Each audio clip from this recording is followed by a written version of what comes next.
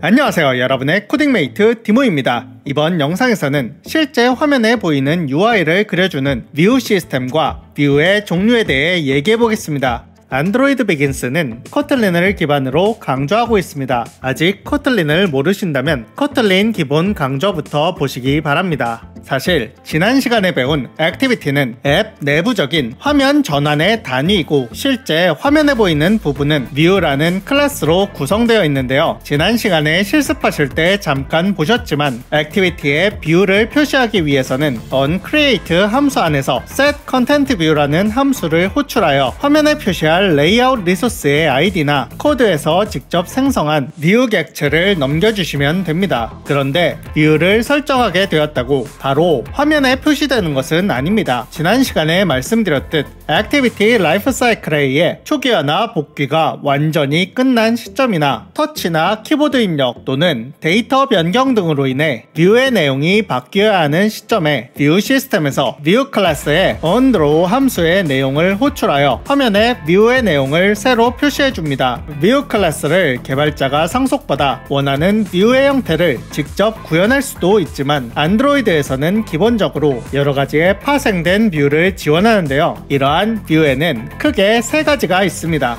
이미지 뷰, 텍스트 뷰, 그리고 뷰 그룹이 있는데요. 우리가 사용하는 대부분의 안드로이드 앱들이 이 세 가지 뷰에서 파생되어 제공되는 뷰를 사용하고 있습니다. 먼저 이미지 뷰는 말 그대로 이미지 리소스를 화면에 표시하는 뷰로 이미지 버튼 등이 파생됩니다. 다음은 텍스트 뷰인데요. 단순히 텍스트를 표시하는 기능을 가지고 있지만 굉장히 다양한 뷰를 파생하고 있는데요. 편집이 가능하도록 만들어진 Edit Text, 텍스트가 표시되는 버튼이 구현된 버튼이 있으며 다시 버튼의 기능을 분화하여 그룹으로 묶인 항목 중 하나를 선택할 수 있는 라디오 버튼, 그룹에서 여러 항목을 선택할 수 있는 체크박스, 스위치 모양으로 온오프 상태를 표시하는 스위치 등 여러가지 파생된 뷰를 제공하고 있습니다. 뷰 그룹도 여러가지 형태로 파생되는데요. 안드로이드 초기에 파생되어 만들어진 것 중에서는 구글 측에서 성능상의 이유로 사용을 중단시키거나 권장하지 않는 것도 있는데요. 지금은 화면에 뷰를 배치하는 레이아웃으로는 가로 또는 세로로 단순히 나열해주는 리니어 레이아웃 그리고 자유 배치가 가능한 컨스트레인트 레이아웃 정도를 권장하고 있으며 데이터를 받아 리스트 또는 그리드로 출력해주는 리사이클러 레이아웃, 사용자가 데이터 목록 중 하나를 선택할 수 있는 스피너,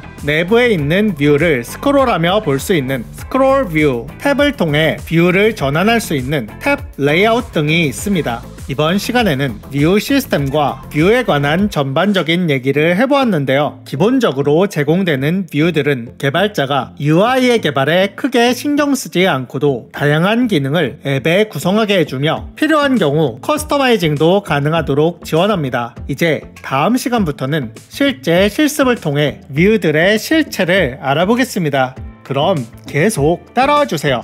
영상이 마음에 드신다면 구독과 좋아요를 눌러주세요. 디모였습니다.